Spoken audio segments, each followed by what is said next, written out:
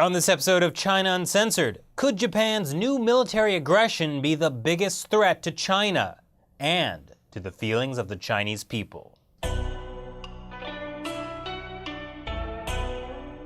Hi, welcome to China Uncensored. I'm your host, Chris Chappell. So, if you've been watching Chinese state-run media lately, you'd know that clearly Japan is on the path to war. Japan's Prime Minister Shinzo Abe is clamoring for war. They're shooting off all kinds of missiles, flying helicopters, Gundams, warships stock the... Gundams? Okay. CCTV, hate to break this to you, but that's actually from a ramen noodle commercial.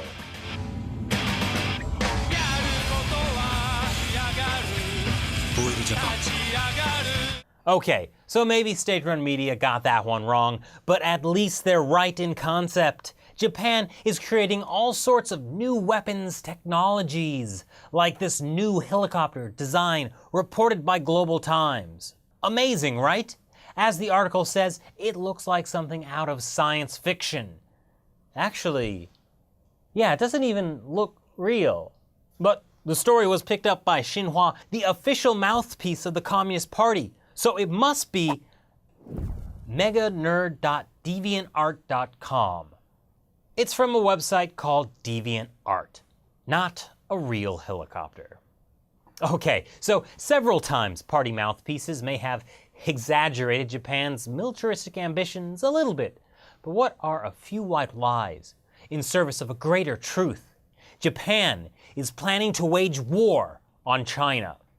As you know, after China single-handedly defeated Japan in the War of Resistance against Japanese aggression, or some people call it World War II, the United States wrote Japan a new constitution.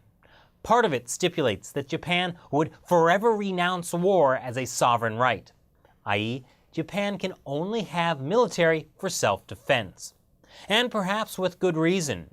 Imperial Japan committed truly terrible atrocities all throughout Asia during World War II, not the least of which was the Nanjing Massacre, which Chinese media kindly remind us of every day.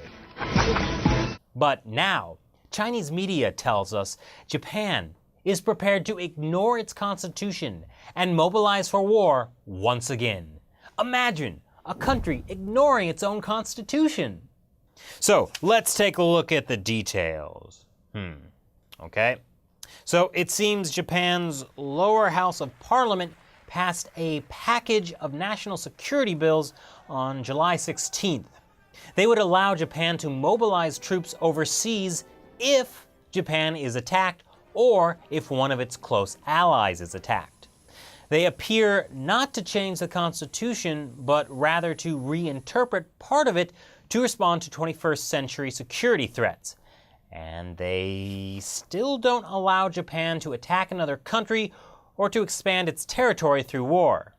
Oh, and also there's no new law right now. It's just a couple of bills at this point. But still, just because the Communist Party has rewritten China's constitution 4 times doesn't give Japan permission to revisit its own constitution. That would hurt the feelings of Chinese people. Yes, state media really said that. Anyway, I guess people's feelings are hurt because they've been protesting the Japanese government. Just look at this.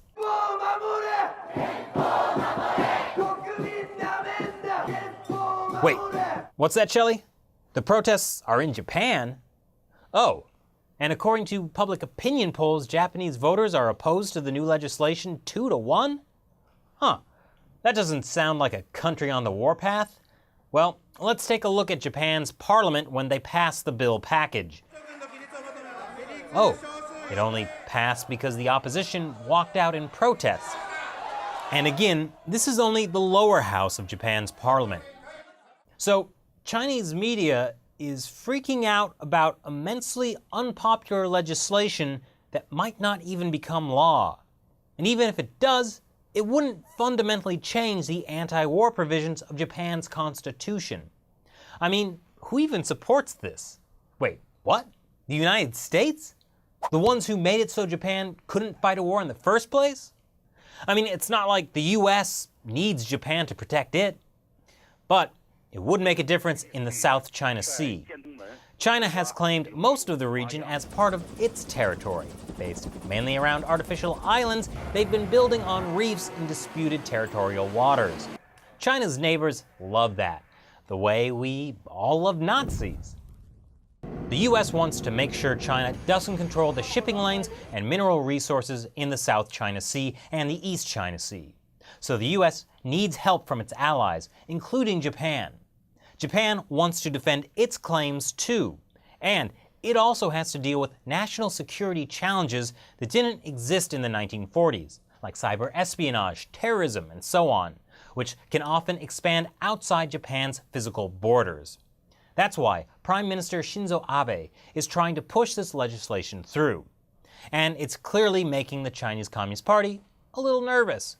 But there's still the larger question of whether Japan should be allowed to have expanded military muscle. I mean, yeah, you can understand the use of Gundams when you have to deal with this.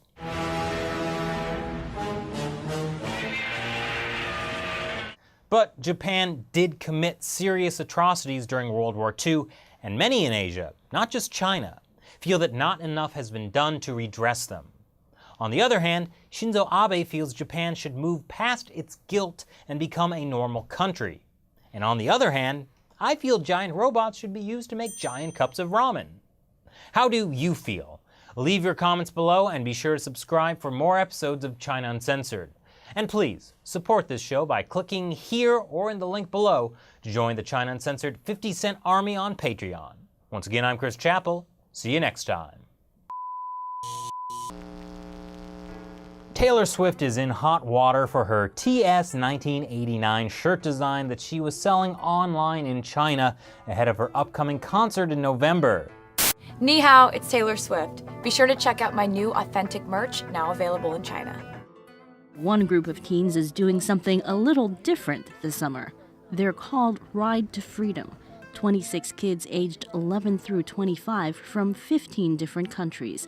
They've spent 6 weeks riding bikes 3,000 miles from Los Angeles to Washington, D.C., letting people know about the Chinese Communist Party's persecution of the Falun Gong meditation practice.